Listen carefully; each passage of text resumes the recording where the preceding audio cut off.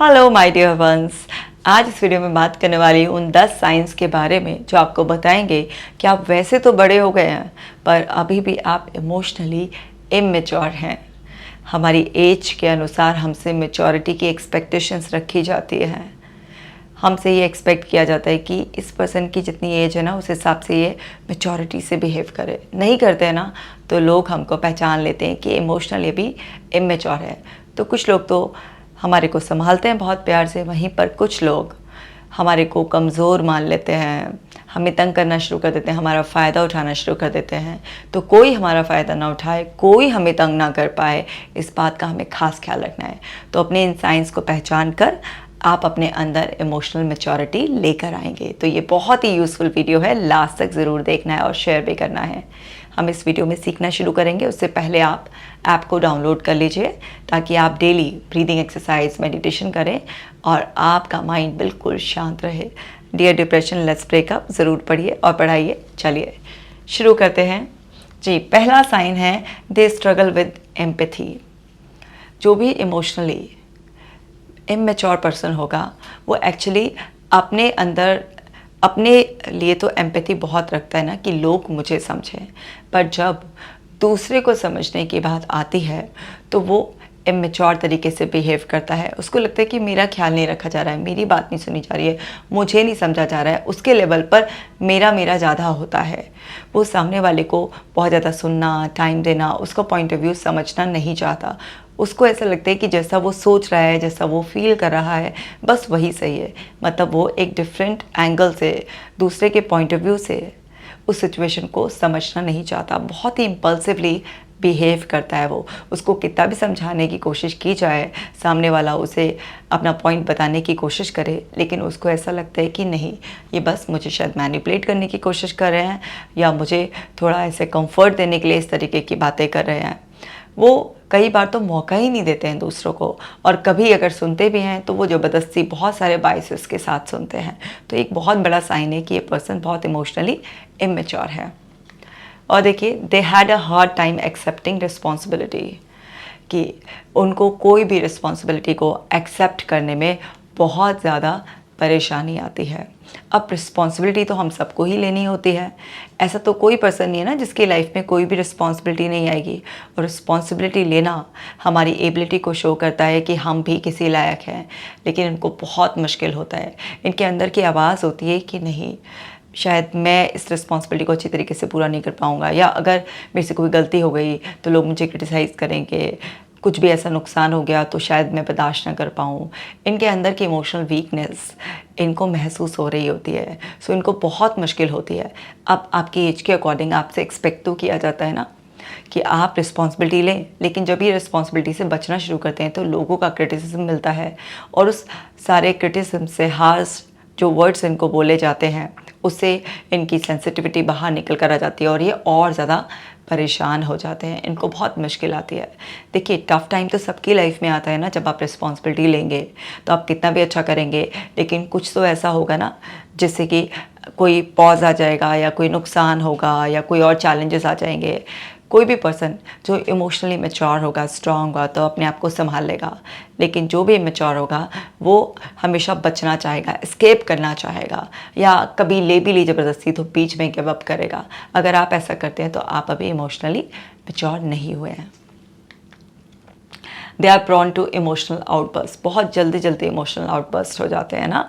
बहुत ज़्यादा चीखना उसमें, या फिर किसी को बहुत ज़्यादा गुस्सा कर जाएंगे, बुरी तरीके से तोड़ना फोड़ना, बहुत ज़्यादा रोना, किसी भी वे में बहुत ज़्यादा ओवरवेलमिंग फील करके इमोशनल आउटबर्स्ट इनके बहुत ज़्यादा होते हैं। बड़े सेंसिटिव हो जाते हैं, छोटी छोटी बातें इनको ट्रिगर कर जाती हैं। वो बातें भी जो नॉर्मल होती हैं, इनको ऐसा लगता है कि शायद सरकास्टिकली मुझ पर कही जा रही है। बहुत ज़्यादा ओवर थिंक करेंगे, इतना ओवरवेलम कर लेंगे अपने आप को कि बस फिर बर्दाश्त नहीं होगा। तो फिर एक ही तरीका होता है अंदर से नेचुरल डिफेंस की, वो आउटबर्स्ट के रूप में सामने आता है। सो जब भी आप अपने माइंड में कोई भी रियलिस्टिक पॉजिटिव मीनिंग नहीं देंगे, आप ओवर थिंक करते रहेंगे, तो आप इमोशंस को बहुत ज़्यादा इंटेंसिटी से फील करते हैं और फिर उसकी वजह से जब बॉडी एंड माइंड की लिमिट पूरी हो जाती है तो फिर वहाँ इमोशनल आउटबर्स्ट आते हैं। इससे रिलेशनशिप इनकी बहुत जल्दी स्पॉइल हो जाती हैं, क्योंकि इस तरीके की जो भी आउटबर्स्ट बार बार करते रहेंगे तो सामने वाले भी इनकी इमेच्योरिटी को समझ आता है और फिर इनको सपोर्ट करने की बजाय इनसे कटना शुरू कर देता है। तो ये भी एक बहुत बड़ा चैलेंज आता है। और देखते हैं, दे स्ट्रगल विथ कॉम्प्रोमाइज़। अगर इनको कॉम्प्रोमाइज़ करना पड़े, क्योंकि कॉम्प्रोमाइज़ तो लाइफ में करना ही होता है, गलत तरीके से कॉम्प्रोमाइज़ नहीं, सही तरीके से भी थोड़ा एक विन विन सिचुएशन वाला कॉम्प्रोमाइज़ अगर कभी करना होता है तो उनको बहुत मुश्किल आती है। इनको लगता है नहीं मेरी ही चलनी चाहिए, क्योंकि इनका इट सेल्फ जो impulsive self, child like self जो होता है वो बहुत ज़्यादा एक्टिव रहता है। तो ये कुछ भी एडजस्टमेंट करने के लिए, कुछ भी कॉम्प्रोमाइज़ करने के लिए रेडी नहीं होते हैं। बहुत ज़्यादा आर्ग्यूमेंट्स करेंगे, रीजनिंग देंगे और वही मनवाने की कोशिश करते हैं जो इनके लिए कंफर्ट देने वाला है, इनके फेवर में है। तो थोड़ा सा अपनी इमेच्योरिटी में ये डोमिनेट करने की कोशिश करते हैं, साम दाम दंड भेद हर तरीके से लगाकर पूरा सामने वाले को ही कॉम्प्रोमाइज़ कराते हैं और अपना ये है कि मुझे कम से कम करना पड़े। और जो थोड़ा बहुत करेंगे भी उसमें भी इनके इमोशनल टैंट्रम इतने ज़्यादा हो जाते हैं कि सामने वाला बहुत ही ज़्यादा परेशान हो जाता है कई बार और बोलता है अच्छा ठीक है, जैसा तुम्हें ठीक लगे वैसा कर लो। तो इनको बहुत ज़्यादा डिफ़िकल्टी आती है। अगर आपके साथ ये डिफ़िकल्टी आ रही है तो आप समझ जाइए आपको इमोशनली मैच्योर होने की ज़रूरत है। और है, दे आर ओवरली डिफेंसिव। बात बात पर बिल्कुल कहते हैं ना कोई तलवार निकाल लेता है, बहुत ज़्यादा डिफेंसिव हो जाते हैं छोटी छोटी बातों में, क्योंकि टची तो होते ही हैं, इमोशनल मैच्योरिटी तो होती नहीं है, बच्चों जैसा ही दिमाग हो जाता है बिल्कुल। अब ऐसा नहीं है कि वो कम दिमाग होता है या कुछ सोचने समझने की वैसे शक्ति नहीं होती, बिहेव ऐसा करते हैं तो बहुत जल्दी डिफेंसिव हो जाएंगे। कुछ भी बोलेंगे तो अपनी डिफेंस में एकदम से बहुत सारी रीजनिंग देना शुरू कर देंगे, गिनवाना शुरू कर देंगे कि इन्होंने क्या किया था, बहुत सारे ऐसे रीज़न देना शुरू कर देंगे, विक्टिम ऐसे प्ले करना शुरू कर देंगे कि जैसे कि आप इन्हें समझ ही नहीं रहे हैं। तो किसी भी तरीके से अपने डिफेंस में, चाहे वो घंटों बहस करनी हो या रोना हो, किसी भी तरीके से आपको ही उनको जो है ना बाद में संभालना पड़ जाएगा। वो इतना ज़्यादा डिफेंसिव हो जाते हैं। छोटी छोटी बातें, आपकी टोन पर भी बहुत ज़्यादा ध्यान देंगे, आपके वर्ड्स को भी ध्यान देंगे, पकड़ कर बैठ जाएंगे। तो ये क्या है, एक इमोशनली इमेच्योर अडल्ट का बहुत ही क्लियर साइन है। They are poor listener. वो जब भी सुनते हैं तो बहुत ही बायस लिसनिंग करते हैं, एक्टिव लिसनिंग नहीं करते हैं।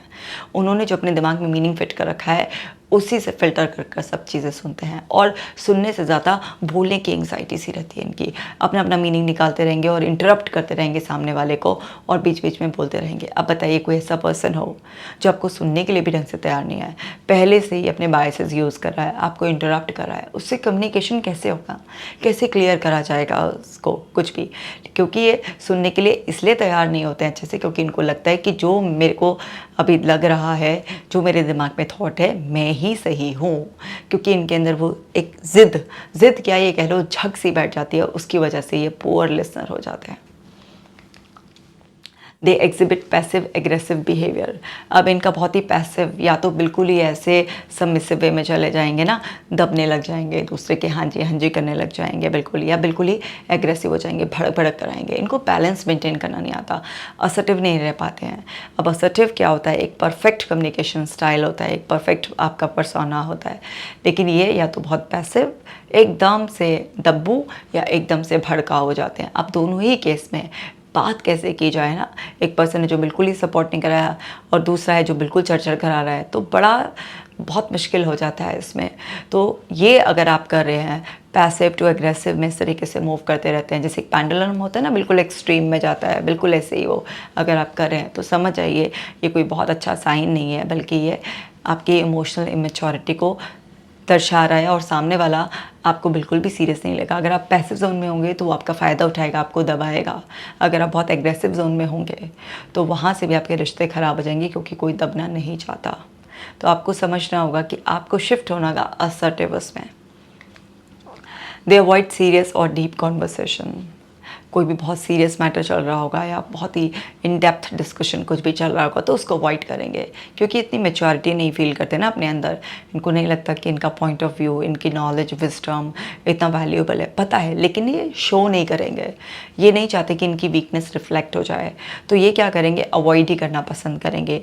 मतलब उस टाइम पर कोई ऐसा immature behaviour, child like behaviour करके या अपनी और प्रायोरिटीज़ बताकर कुछ भी करके आपको ऐसे गोल गोल घुमाने की कोशिश करेंगे कि इनकी रियलिटी भी आपके सामने ना आए और ये बच जाए उस चीज़ से। जब भी कोई पर्सन इस तरीके का बिहेवियर कर रहा है, वो डीप कॉन्वर्सेशन, कोई भी ऐसे क्वालिटी डिस्कशन अवॉइड कर रहा है, तो समझ जाइए कि अभी वो मैच्योर नहीं है। ऐसा नहीं है कि वो अपनी किसी बात से हमेशा ही परेशान होगा, अपनी रियलिटी समझकर भी लोग अवॉइड करते हैं और स्मार्ट बनने की कोशिश करते हैं कि उनकी रियलिटी दूसरे लोगों के सामने ना आए। और देखिए, they have a hard time setting and respecting boundaries. अब उनको ना बहुत ज़्यादा मुश्किल होती है ना कि अपनी जो बाउंड्रीज़ है उसको सेट करना और रिस्पेक्ट करना। पहली बात तो ये कि वो अपनी बाउंड्रीज़ बनाते ही नहीं है, सेट करना ही उनको बहुत मुश्किल होता है, और अगर कैसे तैसे सेट कर भी ली तो उसको रिस्पेक्ट नहीं कर पाते हैं। अब ये जो बाउंड्रीज़ है, जब कोई इंसान खुद की नहीं सेट कर पाता और खुद की ही नहीं रिस्पेक्ट कर पाता, तो सोचो वो दूसरे की सेट करी हुई बाउंड्रीज़ की ही क्या रिस्पेक्ट करता होगा, क्योंकि उसको बाउंड्रीज़ की वैल्यू ही नहीं पता होती है। जबकि बाउंड्रीज़ बहुत लेवल पर होती हैं, फिजिकल लेवल पर, इमोशनल लेवल पर, आपके साइकोलॉजिकल लेवल पर, फाइनेंशियल लेवल पर, मटेरियलिस्टिक लेवल पर, टाइम के लेवल पर, हर लेवल पर बाउंड्रीज़ होती हैं, बहुत इंपॉर्टेंट होती हैं, सेट करना ज़रूरी है। लेकिन इनकी नहीं होती, क्योंकि इनमें इम्पल्स बहुत होता है, एकदम इम्पल्सिव होते हैं। अभी बात करनी है तो अभी बात करनी है, अभी ये काम होना है तो अभी ये काम होना है। मैच्योर नहीं होते ना, एकदम इम्पल्सिव होते हैं, ज़िद्दी जाते हैं। तो सामने वाला अगर कह रहा है कि भाई आज नहीं कल होगा ये काम, नहीं अभी होना है, अभी क्यों नहीं होना है, उसका पूरा इज्जत से पकड़ लेते हैं।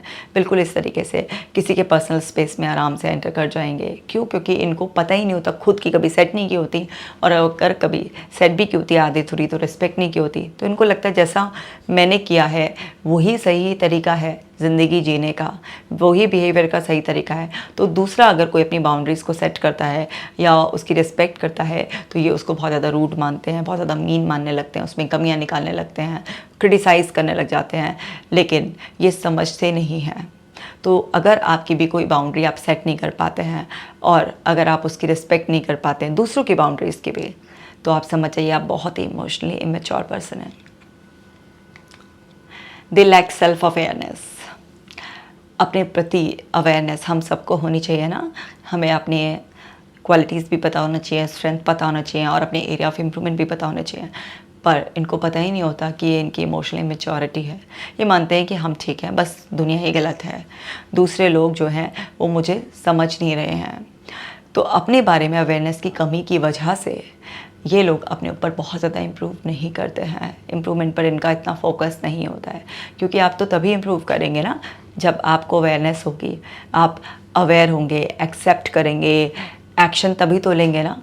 लेकिन जब आप अवेयर ही नहीं हैं तो आप एक्सेप्ट क्या करेंगे? कोई दूसरा इंसान जो अवेयर हो गया, इनको देखकर बताने की कोशिश भी करता है, भाई थोड़ा सा मैच्योरिटी लेकर आओ अपने अंदर, थोड़े बड़े हो जाओ, समझदारी की बातें करो, ये बदल लो वो बदल लो। कोई घर का इंसान, कोई फ्रेंड ऐसे बोलता भी है तो ये उसकी बात सुनने की बजाय नाराज़ हो जाते हैं, क्योंकि तो मानकर बैठे ना कि ये सही है, ये तो प्योर है, ये तो बहुत स्ट्रेट फॉरवर्ड है, बच्चों जैसा दिल है, और दुनिया तो मैनिपुलेटर है, हम तो सीधे सच्चे हैं मन के, कोई हमें समझ ही नहीं रहा है। अवेयर नहीं होते हैं कि ये इमोशनल इमेच्योरिटी है और मुझे इम्प्रूव होने की ज़रूरत है। वो अवेयरनेस इनमें कम होती है, इसकी वजह से ये दूसरे के सिंसियर सजेशंस को भी, कोई वेल विशर बनकर भी इनकी लाइफ में आता है तो उसकी बात भी आसानी से नहीं समझ पाते हैं, और इस वजह से इनके अंदर इमोशनल इमेच्योरिटी ऐसे ही बढ़ती रहती है। मैंने 50, 55, 65 साल तक के भी ऐसे इमोशनल इमेच्योर लोग देखे हैं और उनसे बात की है और उनको धीरे धीरे इमोशनली मैच्योर बनाया है। क्योंकि इतनी ज़्यादा एज में एकदम इमेच्योरिटी से मैच्योरिटी की तरफ ले जाना मुश्किल होता है, पर वो पॉसिबल होता है क्योंकि वो थक गए होते हैं, वो तंग हो गए होते हैं। सो इनमें इतना इम्पल्सिवनेस होती है कि बस मैं ही सही हूँ, मैं ही सही हूँ, मुझे समझ लो, मेरे अंदर तो कोई कमी नहीं है। तो सबसे पहली स्ट्रगल ये आती है कि इनको ये समझाना कि ये आपका एरिया ऑफ इम्प्रूवमेंट है। बाकी लोग तो नॉर्मल बिहेवियर कर रहे हैं, अपनी जगह सही हैं, ये आपका एरिया ऑफ इम्प्रूवमेंट है। यही बात दिमाग में फ़िट करने में ही बड़ी स्ट्रगल होती है। ये फिट होते ही आगे का काम तो आसान हो जाता है। सो ये थे 10 साइन, बहुत अच्छी तरीके से आप देख लीजिए, समझ लीजिए, और इनमें से कोई भी साइन आपके अंदर अगर है तो भाई उसे तुरंत गायब करने की हर संभव कोशिश कीजिए और अपने आप को अपनी एज के अकॉर्डिंग इमोशनली मैच्योर बनाइए, क्योंकि वही मैच्योरिटी आपको ज़िंदगी बहुत अच्छी तरीके से जीना अलाउ करेगी। इस तरीके से इमेच्योर बिहेवियर से आप भी हर दिन परेशान होते हैं, रोते हैं, घुटते हैं, आप इस फीलिंग के साथ कि कोई मुझे समझ नहीं रहा है, आप खुद भी परेशान होते हैं और सच मानिए कि आप अपने आसपास के लोगों को भी बहुत परेशान करते हैं, जिससे कि लाइफ डिफ़िकल्ट हो जाती है। तो अपने एरिया ऑफ इम्प्रूवमेंट्स को पहचान कर अपने आप को ज़रूर सुधारिए। आप लोग इस वीडियो को ज़रूर शेयर कीजिएगा। चैनल पर अगर पहली बार आए हैं तो ज़रूर सब्सक्राइब कर लीजिएगा। मुझसे ऐसे ही जुड़े रहिएगा ऐसी यूज़फुल वीडियोस देखने के लिए। मैं मिलूँगी आपसे नेक्स्ट वीडियो में। आप अपना बहुत ही ज़्यादा खास ख्याल रखना।